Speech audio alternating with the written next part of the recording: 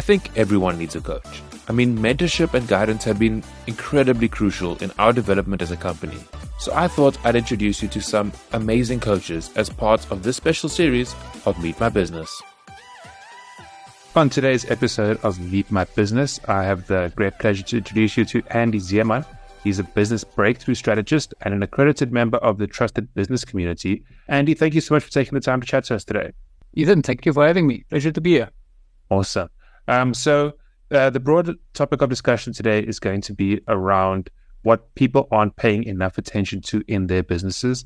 And as we'll find out shortly, Andy has a huge amount of experience in this world. And I think you might be a little bit surprised as to the thing that you might not be paying enough attention to. But before we get to that, Andy, could you just tell us a little bit about you and kind of how you've got to where you are today? Yeah, gladly. Thank you. I started my career, many years ago, my professional career in industrial psychology, eventually registered as a psychologist. Psychology basically has organization has two elements, two legs. You either are in processes or you are into people. I found myself very quickly being drawn to the process part, mainly because I found if you have a good process, 80% of your people problems in an organization go away. So processes to me became very important. And that's just led one thing to the other. And eventually I left the whole industrial psychology thing behind and I just started focusing on business processes. And I've been doing that for a couple of years now. Tell me a bit about your company, Andy Zeeman Consulting. Where did that start? How did that start? And then what do you do at the moment? I've been practicing this for many years. I just started the company a couple of years ago. So I do two things. I started out in consulting. Basically, consulting being an expert, I tell you what to do, you go and do it.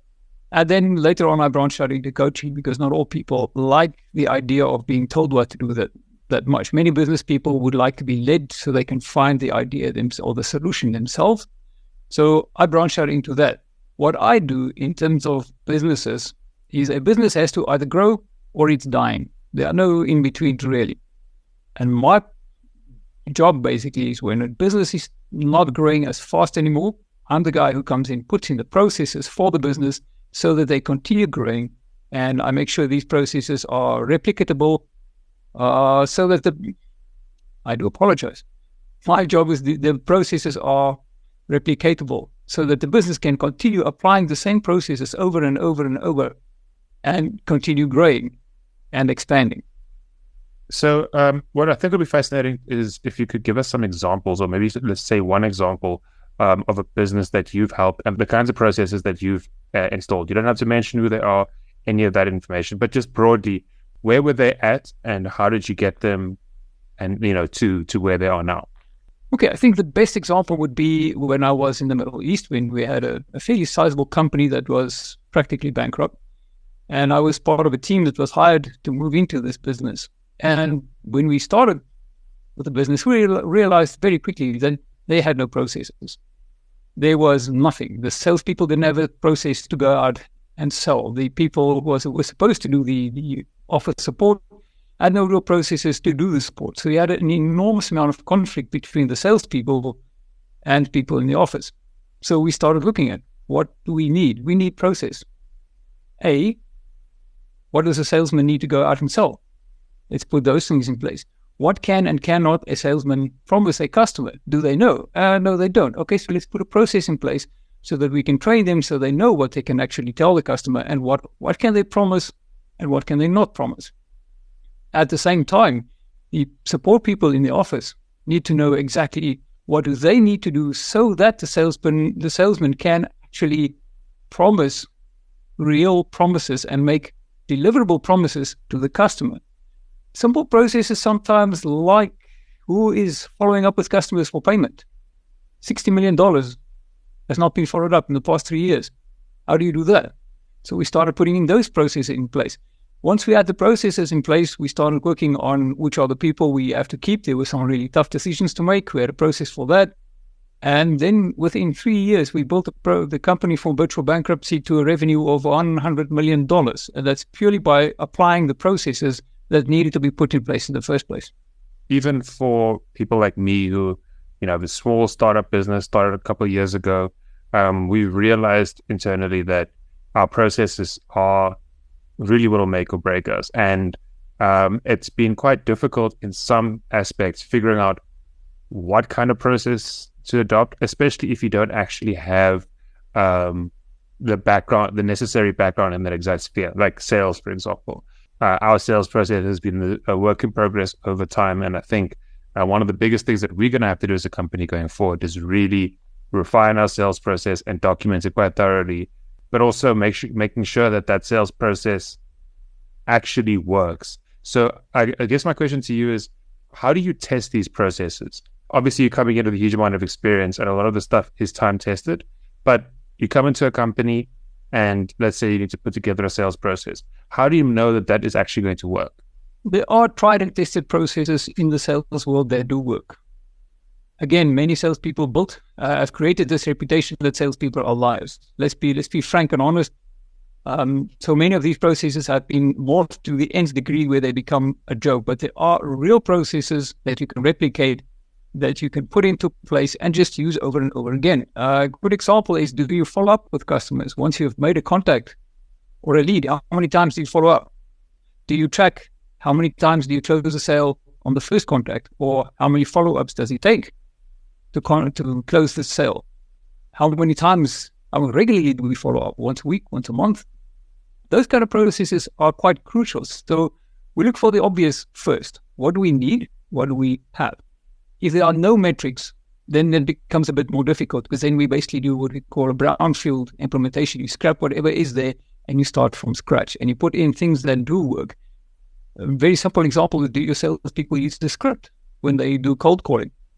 If they don't, that is a problem, because there are scripts that do work. And I'm not meaning fantasy, dishonest scripts, but there are certain processes in a script that do work. So you need to implement those for a company. If I can give you a quick example, some years ago where we had I was invited into a warehouse and importing and warehouse company, and they had serious conflict between salespeople and back-end people, the same as we had in the Middle East. And when we entered the company, when I got in there, we realized, again, there were no processes, because the salespeople would make promises and then expect the back-end people to deliver, which they could not do. So what we needed to do then is get the conflict out. Create the processes first between the salesman and the back-end. There's no conflict. The two side effects that was, in this case, quite pronounced is that all the conflict went away, number one. And then secondly, people's performance ratings in the company started going up. They got better performance ratings. Why? A, I spend less time as an employee conflicting or in conflict, fighting with my colleagues and fighting about things that should really not be a fight at all. And B, I'm more efficient because I can do the same thing the same way and everybody does it the same way. So we know where we are at all times. And thirdly, the company started growing because the salespeople could make honest promises to the customers, and the salespeople knew what they could expect. And they also spent more time in the field. So once you start with basic processes between backend and sales, I think you're halfway there. Then you just need to fill in the details and polish your armor, basically. I think one of the things that happens also in the modern age is that there's so many tools out there, CRMs and all different kinds of ways to track.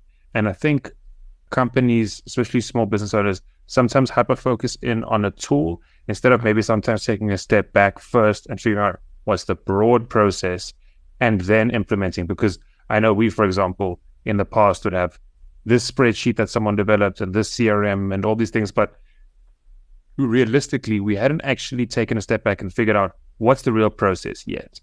Got a little bit too focused in on the actual nuts and bolts, but didn't take that, initial step. From what I can understand is that people like you, with your experience, you can first help people figure out the broader strategy and then focus in until you get to those day-to-day kind of things where we're actually talking about, okay, physically, once you're done with a call, what do you do? And I wonder, what advice do you have with companies who perhaps are maybe a little overwhelmed with figuring out these processes and might be focusing on the wrong stuff? You're not alone in that. We were not alone in that. There are many small companies in that kind of boat. And I always equate it to buying a new car. If you have a very specific budget and you need to buy a vehicle, what do you really need? Let's say you need to buy a company car. Do I want a van or a pickup? Now, what do I need? So you go back to your needs. If your CRM doesn't fulfill your needs, you're wasting money. It needs to do everything you want and then a bit more. So if you have to look at what do I need in, let's say, pickup, do I need the loading space or do I need a covered area? Now, that's two crucial questions. So for companies, what do I need? I always say, start on a spreadsheet, map it out on a spreadsheet. I love spreadsheets for the visual effect that it creates when you start this process. What do I really need?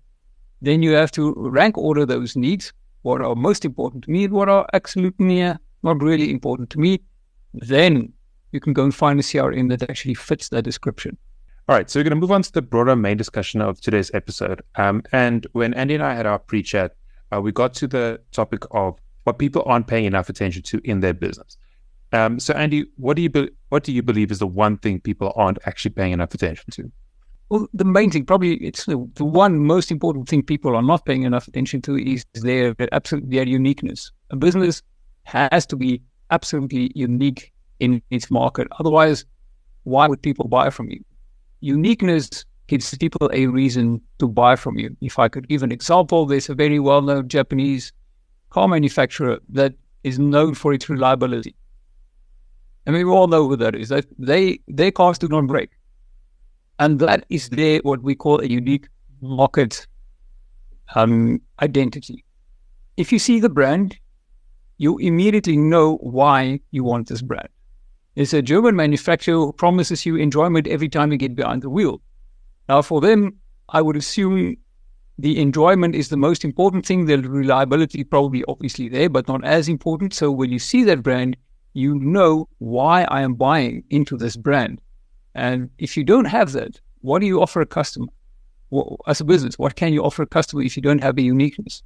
Say, for example, you're in a crowded industry, especially now with post-COVID, a lot of people moving to remote work, a lot more people working online. You realize there's a lot more people out there doing a similar thing to what you do. So how do you differentiate yourself and figure out that your uniqueness first and then perhaps even demonstrate it? Let's just split between two things. If you're in a price-sensitive market, then you're kind of in trouble because there's no way you can differentiate yourself. If you look at the big cell phone service providers, the only differentiation they have is color. Bright yellow, bright red, bright blue. That's it. The rest is price. They cannot, the bottom's dropped out of the market. Handsets have become so stupidly expensive that few people buy the flagships anymore.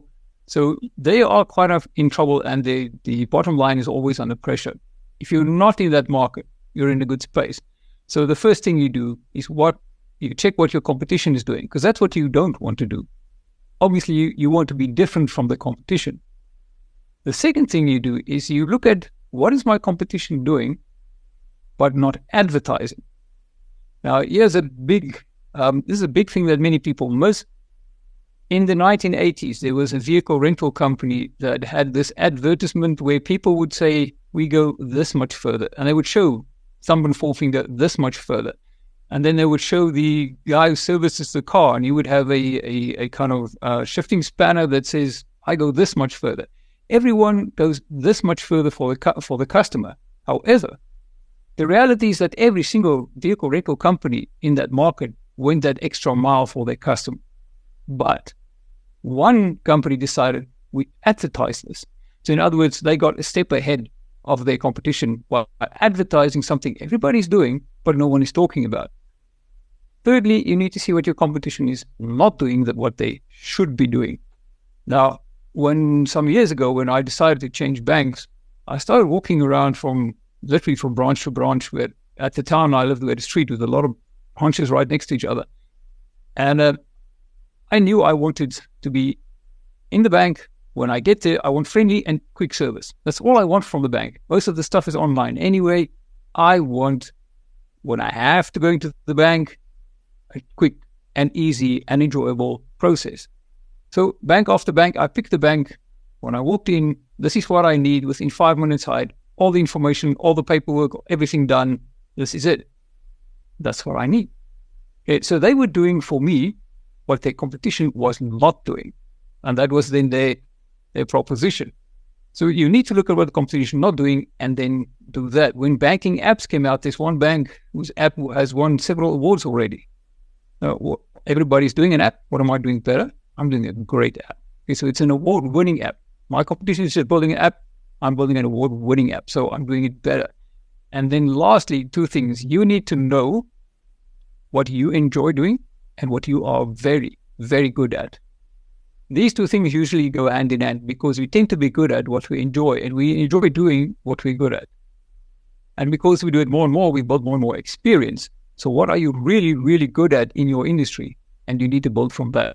Where there's an overlap between these 5 areas, that's where you put your unique market identity. I'd love to know how you have done this for yourself. Having moved into your own company over the last few years, building up your own brand, what makes you specifically unique, and how are you busy demonstrating that with your company? Okay, how am I unique is simply I cut through the fluff. I'm a very direct person. Probably my Dutch heritage, but I'm very direct. So you can see my logo is a artistic version of an archer. It's very focused. What do I need to do? I need to put this arrow into that dot in the center of the target over there. That's what I need to do. So what I do is simply cut through the fluff. There's a lot of excuses why we can't do it. This is what we need to do. Let's find a way to do it. That's what makes me unique. How I advertise it is simply through my processes. I can guarantee my work.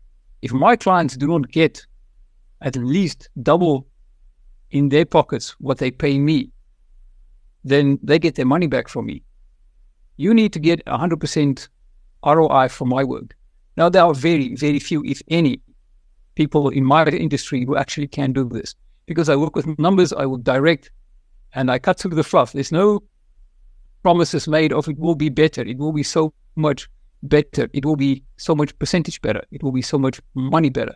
I can make that promise because I have the tools, because I have the ability to do the processes and to see through the fluff and cut straight to the chase. And that's how I make myself unique. I can guarantee, and I cut through the chase very quickly. So it seems like what you're saying is, in order to differentiate yourself, and this might be a very obvious realization, but I think it's an important one, you really have to know yourself quite deeply first. What makes you unique, the fact that you're direct, cut through the fluff, can make these guarantees. You can only get to that point once you've really proven this to yourself first. I feel like there's a huge amount of soul searching that entrepreneurs and business owners need to do to really understand themselves first, and then with all the analysis and comparison that you mentioned as well, checking out competitors, checking out other companies, but ultimately knowing this is who I am, and I'm going to be putting this out to the public for that reason. Yeah, absolutely. I had the fortunate background, or I am fortunate enough to have been in industrial psychology, and I spent a lot of time in psychometric exercise, doing it on others, and then doing it on myself. So I knew from an academic and a numbers perspective, again, who I was, what I liked. But you're absolutely right. You need to find yourself. Who are you? What do you like doing? Especially in business, you need to like doing what you're doing. The great Larry King said, I don't work at all. I've never worked a day in my life. Because what did Larry King do? He said, I had chats with people. That's what I enjoy. I enjoy the discussion. Sometimes it's tough, sometimes it's easy, but I like this discussion that we're having. We're having a good chat. So he felt that he never worked. I think Larry King's probably in the days before podcasts, he was probably the guy to have an interview with in years gone by. So the king of interviewers, I would suppose. But that's what you need to do. And I start with, what do you really like doing? And then opposite that with, what do you really dislike doing? As an example, I like the number stuff and the process stuff. But I also, by nature of what I did, I used to negotiate for companies to some extent. And I became fairly skilled at negotiation. But I hate negotiation. It is the most horrible, stressful thing for me. Because I never know what the other person is thinking. You can never be completely open with that person. So it's very hard. There's always a game to be played. And I find that very stressful. So even though I was, let's call it, reasonably good at that, I hated that. So I avoid that at all costs at this point. So you need to start with, what do I like a lot? What do I dislike a lot? And then work from there to a point where this is what I would like to do. And this will be what I'm uniquely good at. To wrap up, what is the next step that a business owner should take who is maybe listening to this and thinking, I haven't differentiated myself enough. I'm not explaining my uniqueness yet. What is the very next step you think they should be taking? Well, find a way to be unique, even if it is in just your presentation of your business. At least that's a start. It might not be the end, but at least that's a start. A good example of this is Elton John, the singer. When he started out his career, Elton John is very successful. That's all.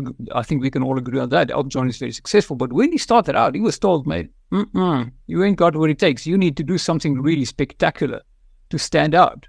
And he became this incredibly flashy dresser with all these weird costumes on stage. It started his breaking out, and it started his career. And in the end, he wasn't that flamboyant anymore because it wasn't necessary. But at least find a way to differentiate yourself somehow. Even if it's only in a great logo or something, just find a way to become unique. Yeah, otherwise you just get lost in the crowd. And I think that's the worst thing that could happen, is you just become one of the masses instead of standing out. Andy, so if somebody would like to contact you, perhaps work with you, how do they do so? Well, they can always contact me on andy@andyzeeman.com, or they can just visit my website, andyzeeman.com. There are several areas where they can contact me on the website as well. So I'm free to any email. I will always reply within 12 hours. If they want to know something, just a question, feel free. Anyone can free to just drop a mail. If you've been thinking about starting a podcast but don't really know where to start, go to our website, baird.media. That's BAIRD.media. You can find the book, Become a Podmaster, everything you need to know to master the art of podcasting, and you can also sign up to one of our mentorship programs, where we help you figure out, develop, and produce your show from start to finish.